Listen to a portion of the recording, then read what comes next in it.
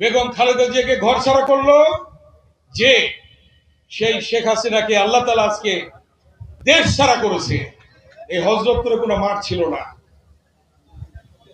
1991 সালে আমাকে যখন আপনারা এমপি বানালেন প্রথম, তখন এই মাঠ আমরা নির্মাণ করি 1991 সালে শেষের দিকে, এবং 92 সালে আমরা এই হাই স্কুল প্রতিষ্ঠা করি, এবং 2002 সালে আমরা শহীদ প্রেসিডেন্ট জিয়াউর রহমান কলেজ প্রতিষ্ঠা করি।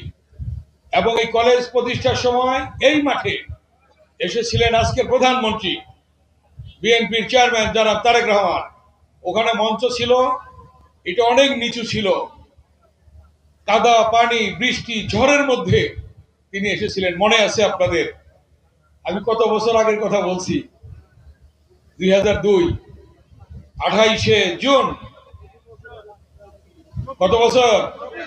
24 বছর আগে তারেক রহমান তার 2 দিন আগে বিএনপির সিনিয়র যুগ্ম মহাসচিব হলেন, সেদিন তিনি এখানে এসেছিলেন।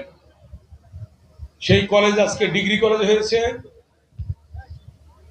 17 বছরে এই জিয়াউর রহমান ডিগ্রি কলেজে 1টি টাকাও দেয় নাই, আর আল্লাহর রহমতে এখন বিল্ডিং এর পর বিল্ডিং এর কাজ শুরু হয়ে গেছে। এই হাই স্কুলে হযরত রাসূল 1টি টাকাও দেয় নাই 17 বছরে, যেহেতু আমি প্রতিষ্ঠা করেছি। এই জন্য সেই আজকে দেখেন বাঁদিকে তাকিয়ে 4 তলা বিল্ডিং হয়ে গেল খুব দ্রুত। আল্লাহ তাআলার অশেষ রহমত, আল্লাহ তাআলা কি না করতে পারে। বেগম খালেদা জিয়াকে কাঁদিয়েছে, তাকে ঘর ছাড়া করেছে, ঘর থেকে বের করে দিয়েছে।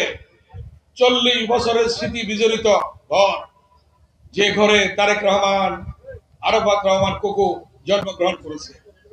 কিন্তু আল্লাহ তাআলা কি করলো?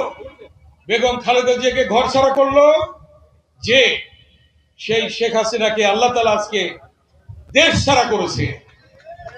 ঠিক কিনা? কে করলো? জোরে বলেন, কে করলো? আল্লাহ। আল্লাহ সবকিছু করতে পারে। অতএব ধৈর্য ধরে সকলে মিলে একসঙ্গে কাজ করবেন।